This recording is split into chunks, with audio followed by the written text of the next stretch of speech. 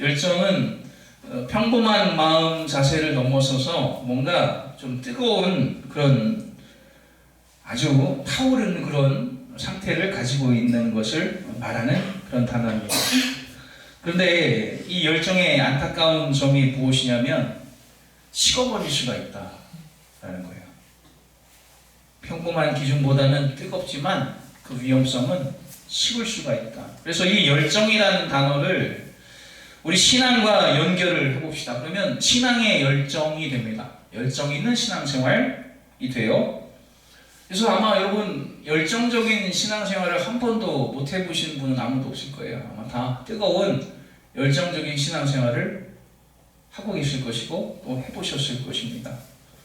예수를 믿은 사람이 처음 예수를 만나게 되면 그때 열정이 생겨요. 회심이 일어나고 마음이 돌이키는 사건이 일어나게 되고 성경에 기록된 것들이 다 믿어지게 되고 또 성령 하나님이 계시고 나에게 오신 것을 믿게 될 때 속이 뒤집어지는 그런 큰 뒤집어질 정도의 큰 은혜를 체험하게 되는데 그걸 보고 이제 열정이 생겼다라는 표현에 합당한 상태라고 여겨지게 됩니다. 보통 학생 때 수련회 때 말씀을 듣고 또 기도하고 찬양하고 그러다가 은혜들을 많이 받았어요. 그러면 열정이 생겼어요.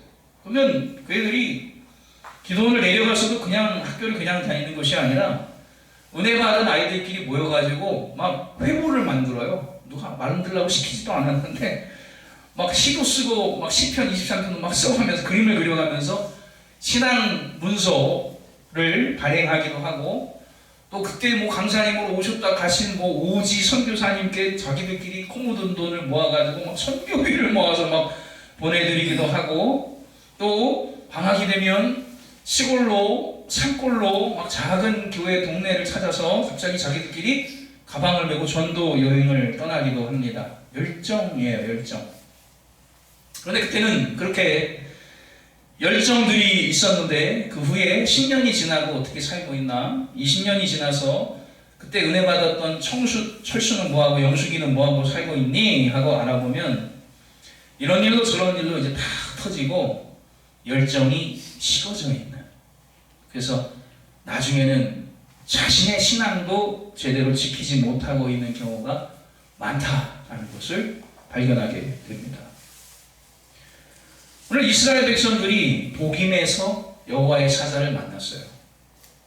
그들이 이 정복 전쟁 기간 동안 가장 뜨거웠던 때가 언제냐? 이스라엘 백성이 제일 뜨거웠던 때가 언제냐면 어디였을까요? 호렙산 아래였을까요? 가장 뜨거웠던 때는 길갈에서 가장 뜨거운 신앙이었어요. 왜냐하면 가나안 땅이 멀리 내려다 보이는 그 길갈 땅에서 적군을 앞에 두고 모두 다 할례를 받을 정도였거든요. 그러니까 할례를 받으면 아브라함 때도 그런 사건이 있었던 것처럼 할례를 받으면 며칠 동안 나을 때까지 누워 있어야 하기 때문에 적군이 쳐들어오면 죽습니다. 그런데도 적을 코앞에 두고 길갈에서 할례를 전부 다 받았다는 것은 하나님이 우리를 도우신다, 인도하신다. 적군이 쳐들어와도 이기게 하시고 쳐들어오지도 않을 것이다라는 가장 신앙이 최고조로 높았을 때에 내가 하나님의 백성이고 종살이하는 히브루 종이 아니라 의예가 아니라 아브라함의 자손 하나님의 백성이다라는 표식을 다시 얻겠다고 전부 다 이제 할례를 행하게 되었던 그때가 가장 이스라엘 백성이 신앙이 뜨겁고 믿음이 가장 좋았던 때 길갈이었습니다. 굴러가다 우리 죄악을 노예의 습성들 다 굴려보냈다. 길갈이라는 뜻이죠. 그러나 그들이 가나안 땅에 들어온 지 벌써 10년, 20년 지났어요. 총 400년 정도 걸리게 되는데 10년, 20년이 지금 지난 상황이에요. 그리고 처음의 열정이 다 사라지고 내 신앙 지키기도 힘들 정도로 믿음이 식어버리게 되었다. 그 이유가 무엇일까? 그것은 이 가나안 땅에서 살아야 할 이 세상의 현실이 녹록하지 않았기 때문이에요. 처음에는 열정을 가지고 이 땅에 분명히 들어왔어요. 그러나 그 열정 하나만 가지고 정복할 수 있는 그런 만만한 곳이 아니었단 말이에요. 그래서 어느덧 10년, 20년 살면서 헌신도 잃어버리고 열정과 뜨거움을 다 잃어버린 그때에 복임이라 1절에서 복임, 아직 여기 복임은 아니에요. 나중에 복임이 된 거죠. 울었기 때문에. 이 자리에서 우상 숭배하고 있었거든요. 그때 길갈에서부터, 다른 곳에서 온 게 아니라 와서 길갈에서 너희의 뜨거웠던 그 소식을 전해준, 그래서 길갈에서 온 하나님의 메신저, 사자라고 하는 거예요. 하나님의 사자가 길갈에서부터 그들을 찾아왔습니다. 그리고 그들의 뜨거웠던 그때의 신앙과 고백과 할례받던 그 순간들과 하나님이 계시니 우리는 저 땅을 정복할 것이라 함께 노래하고 기도했던 그때의 그 하나님의 말씀을 다시 그들에게 들려주게 되었어요. 백성들은 그 이야기를 들으면서 얼마나 그 자리에서 회개하면서 많이 울었던지, 너무 많이 울어서 그 장소의 이름을 우는 사람들이라는 뜻으로 복임이라고 지명을 지었습니다. 이스라엘 백성들이 가나안 땅에 들어오면서 변질되기를 시작했는데 그들을 욕할 수만은 없었다는 거예요.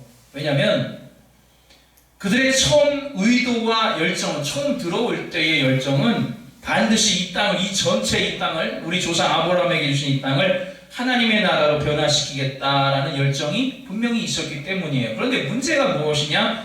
시간이 가면서예요. 시간이 가면서 가나안 사람들을 닮아가지 않을 수가 없었더라는 것입니다. 그러니까 오늘날에도 가장 안 좋은 거, 가장 안타까운 게 뭐냐면 세상 사람이었다가 예수 믿는 사람이었다가 다시 세상 사람이 된 거예요. 예수 안 믿는 사람은 분명히 전도에다가 하나님의 백성으로 낳고 뜨겁게 은혜로 체험하였는데 다시 가나안 사람으로 가는 겁니다. 다시 교회 장소, 교회에 머물든 안 머물든 상관없어요. 영적인 부분이니까 다시 떠나고 세상 사람이 되는 겁니다. 오늘 이스라엘 사람들도 복임에 모여 있었단 말이에요. 뭘 했느냐? 성경에 정확하게 나와 있지 않지만 아마도 모여서 우상 숭배 그런 거 하고 있었을 거예요. 거기 모여서. 그때 길갈에서부터 여호와의 사자가 우상 숭배하고 있는 그들을 찾아갔던 거예요.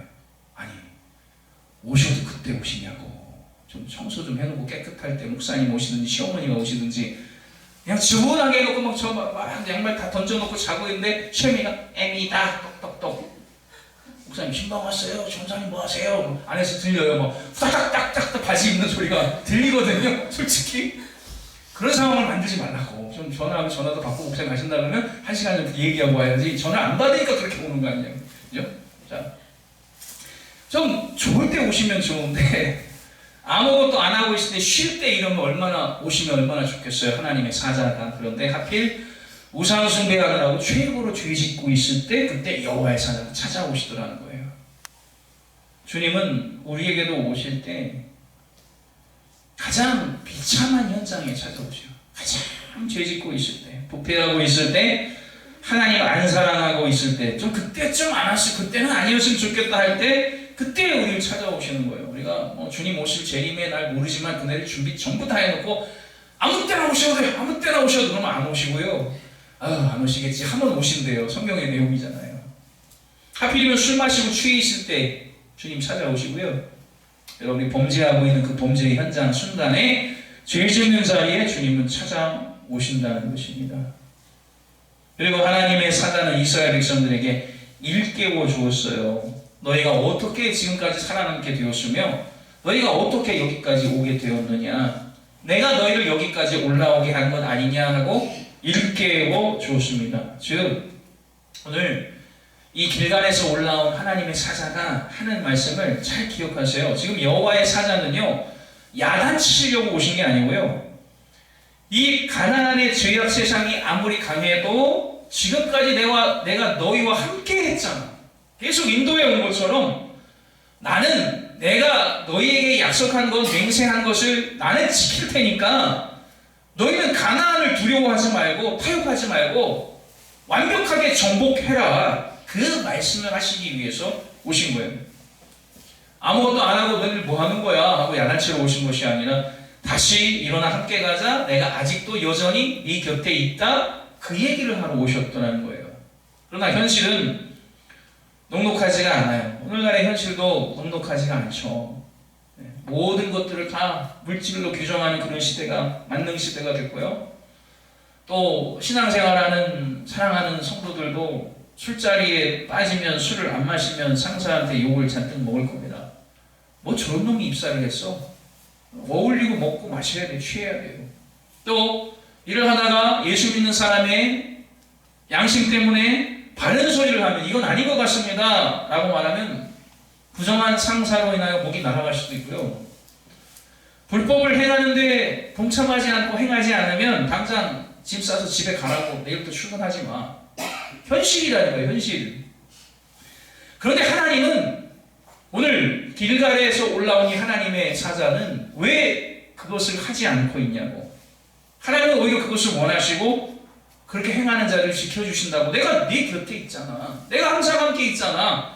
그 얘기를 하기 위해서 타협하고 있는 성도들 곁으로 오셔서 일깨워 주시더라는 거예요.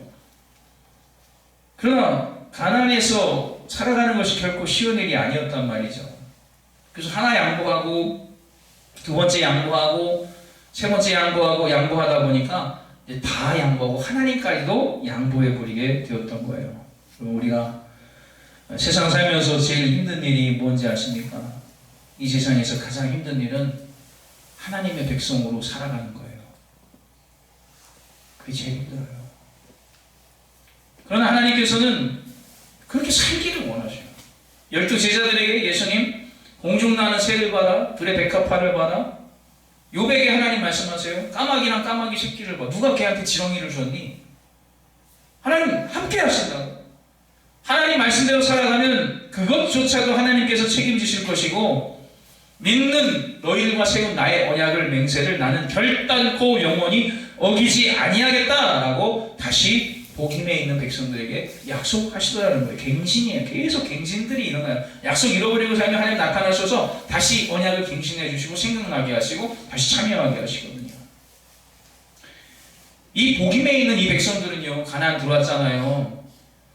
처음에 애굽을 출애굽하던 어른 세대는 다 죽었어요. 없어요. 다 전부 다 그때 길갈에서 할례 받을 때 젊은 여호수아와 함께, 그들도 젊었던 여호수아와 함께하던 그 길갈에서 믿음이 뜨거울 때 다 지금 여기 현장에 있는 이스라엘 백성들 모두가 다 청년이었습니다. 뜨거울 때였어요. 그때는 주님을 위해 죽겠습니다. 되죠? 왜? 혼자니까. 청년이에요. 처도 없고 자식도 없고 혼자여서 나는 주님을 위해 죽으면 죽으리라 얼마든지 할 수 있었는데, 이제는 결혼하고 가나안 땅에 들어오고 식솔들도 많아지고 하인들도 막 생기면서 이제는 옛날처럼 주님을 위해 내가 죽으면 죽으리라 하기가 어려운 때가 되었더라는 거예요. 그러나 하나님이 그들에게 요구하는 것이 무엇인지 아세요? 왜 그렇게 안 하고 있니? 를 말씀하셨던 거예요. 하나님의 사자는 그들을 책망을 했습니다. 왜 하나님의 목소리를 청종하지 않았느냐 하는 것이었어요. 주님께서는 주님의 백성들이 직장에서, 사회에서 차라리 저 이상한 사람 소리를 듣기를 원하셨고, 남들은 쉽게 불법을 행하면서 살아도 예수 믿는다는 그 신앙적인 이유 한 가지 때문에 고민도 하고 갈등도 하고 내가 이래도 되나? 또 그걸 지키지 않았다가 욕도 얻어먹게 되기를 주님은 우리에게 원하신다라는 거예요. 왜냐? 내가 책임진다라는 거예요. 여호와의 사자의 이 모든 말씀을 듣고 난 복임의 백성들은 크게 울었다 그랬습니다. 여호와의 사자가 이스라엘 모든 자손에게 이 말씀을 이르매 백성이 소리를 높여 운지라. 울었다 그랬습니다. 잘 기억하세요. 지금 울지 않으면 나중에 울게 됩니다. 무슨 소리예요? 지금 주님 앞에 울지 않으면 나중엔 후회하면서 울게 될 날이 올 수도 있다는 거예요. 지금 우는 사람은 변화와 회개에 기쁨의 눈물을 흘리며 울게 되겠지만, 나중에 우는 사람은 후회의 눈물, 낙심의 눈물로 울게 될 수도 있다는 거예요. 여러분, 언제 우시겠습니까? 이스라엘 백성은 복임에서 울다가 마음속에 그날의 그 옛날의 길갈에서의 그 열정이 다시 생각이 났어요. 내가 이렇게 살면 안 되는데, 다시 한번 하나님을 사랑하는 마음이 불길같이 열정이 불타오르게 되었던 거예요. 그들이 변화가 되게 된 계기는 여호와의 사자가 들려준 말씀이었습니다. 하나님의 사자가 나타나서 옛날의 이야기를 들려주셨을 때 백성들은 그 말씀을 듣고 울며 회개하고 회복했습니다. 자복했다 그랬습니다. 가끔 이제 오래 믿은 성도님들, 권사님들이 기도를 하시다가 나이가 많은 성도님들이 눈물을 흘리면서 이렇게 우시는 경우가, 기도하시는 경우가 있어요. 왜 그럴까? 옛날의 열정이 막 생각나기 때문이에요. 나도 뜨겁게 주님께 매달렸던 그런 시절이 생각이 나서 우시는 겁니다. 그러나 어느새 눈물이 다 메말라 버리고 오랫동안 기쁨 없이 신앙생활을 하다 보니까 마음이 메마를 대로 메말라 버려서 그렇게 되었던 거예요. 그러다가 옛날 열정이 불현듯 생각나서 그때 밤새워도 지치질 않고 못 먹어도 가진 것이 없어도 예수님 한 분만으로 온 세상 기쁨이 가득했던 그 열정이 생각나서 우시는 거더라고요. 바로 이 부분이 우리가 경계해야 할 부분입니다. 뭐냐? 아무리 신앙이 좋은 사람이라 할지라도 하나님의 말씀을 오랫동안 듣지 못하면 자기가 지금 어디에 서 있는지를 알지 못하게 된다는 거예요. 그래서 말씀을 기준 삼아라. 말씀을 기준이라고 하는 거예요. 기준이 없으니까 내가 올라가 있는지 내려가 있는지 모르고요. 기준이 없으니까 내가 지나쳐 왔는지 덜 왔는지도 모르게 됩니다. 즉 내 인생을 비추어 볼 말씀을 듣지 않으니까, 말씀이 없으니까 내가 지금 신앙의 어느 정도의 자리에 와 있는지를 모르게 된다는 거예요. 그래서 그 기준을 제시해 주는 사람, 바울이 고린도 성도들에게 또 디모데에게 기준을 제시해 줬단 말이에요. 이렇게 살아라. 예수 믿으나 이런 것이다. 이런 것이다. 나도 표대를 세웠다. 오늘날에도 그 기준을 세워주는 분이 바로 목사이고 장로이고 권사님인 거예요. 이게 예배의 기준이다.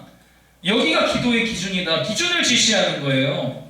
바울이 표대를 딱 정해놓고 달려가니까 바울만 달려가는 게 아니라 달려가는 바울을 바라보는 빌립보 모든 교회들, 에베소 교회, 갈라디아 교회, 그리고 젊은 디모데까지 목표가 무엇인지, 신앙의 백성은 어떻게 살아야 하는지를 그 기준을, 말씀의 기준을 보게 되더라는 거예요. 여러분, 우리에게도 말씀의 기준이 여러분 마음속에 세워지시기를 축복합니다.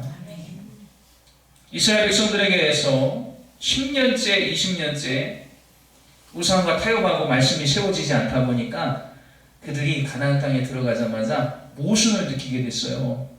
오늘날에 우리가 느끼는 모순과 마찬가지예요. 말씀이 항상 공급되고 말씀이 우선이면 모순이 느껴지지가 않게 되는데, 하나님을 잃어버리고 말씀이 공급되지 않다 보니까 세상이 전부 다 신앙생활과 부딪히는 모순 덩어리라는 것을, 못할 일들 뿐이라는 것을 발견하게 되고 타협해 들어가기 시작하는 겁니다. 아니, 가난한 사람들에게 농사를 배워야 되는데 하나님 가난한 사람부터 진멸하세요. 그럼 누구한테 배우라는 얘기예요? 모순이 생기고요. 하나님은 오늘날 우리에게도 모순을 요구하십니다.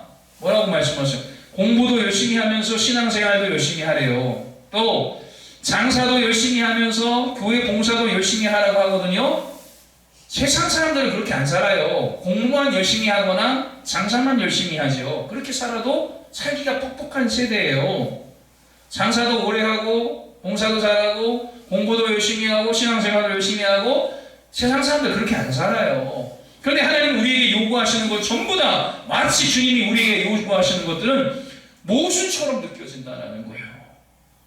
그런데 하나님은, 여호와의 사자는 보기에 모여있는 주님의 백성들에게 그렇게 살으라는 거예요. 왜 잃어버렸느냐? 그렇게 왜 살지 않고 있느냐?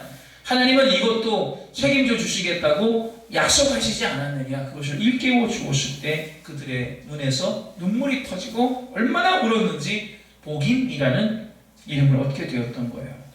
그들은 사사기가 시작할 때 여호수아가 죽었다 그러고, 오늘 2장에서 다시 한번 여호수아가 110세에 죽은 이야기 어디다 갖다 묻었는지까지 여호수아가 죽은 이야기를 하거든요. 왜 하느냐?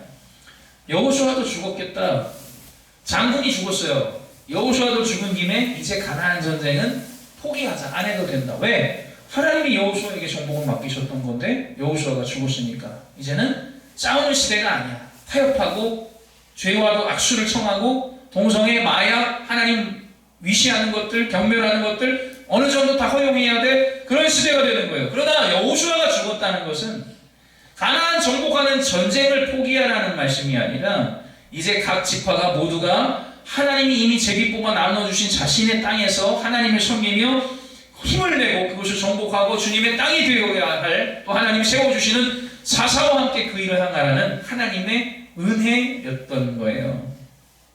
사사기의 사사들은 말씀드렸듯이 평신도 지도자들을 뜻합니다. 더 이상 모세 슈퍼 파워가 없어요.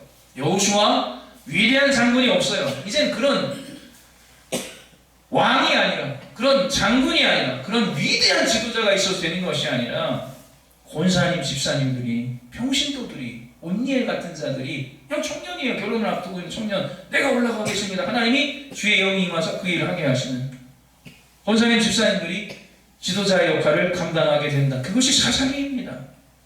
모세가 이뤘던 일들, 손을 들어서 동풍이 불어 밤새도록 바람이 불어 바다가 갈라진 일들, 하나님께서 만나와 메추라기를 주시고 지팡이로 치자 반석에서 물이 터지는, 사막에서 어떻게 물이 터집니까? 그런 일들, 여호수아가 아말렉을 이기고 정복하고 여리고성이 무너진 일들, 모세와 여호수아가 했던 화려한 승리에 비하면 13명의 사사들이 조그맣게 싸우고 이기고 말고 또 포기하고 이런 일들은 정말 보잘것없어 보일지도 몰라요. 그러나 하나님은 이렇게 평범한 지도자들 통해서도 하나님이 얼마나 멋지게 지파를 이끌어 가시고 하나님의 복을 주시는지를 온니엘을 통해, 기드온을 통해, 드보라를 통해서 하나님은 보여주시고자 하시는 거예요.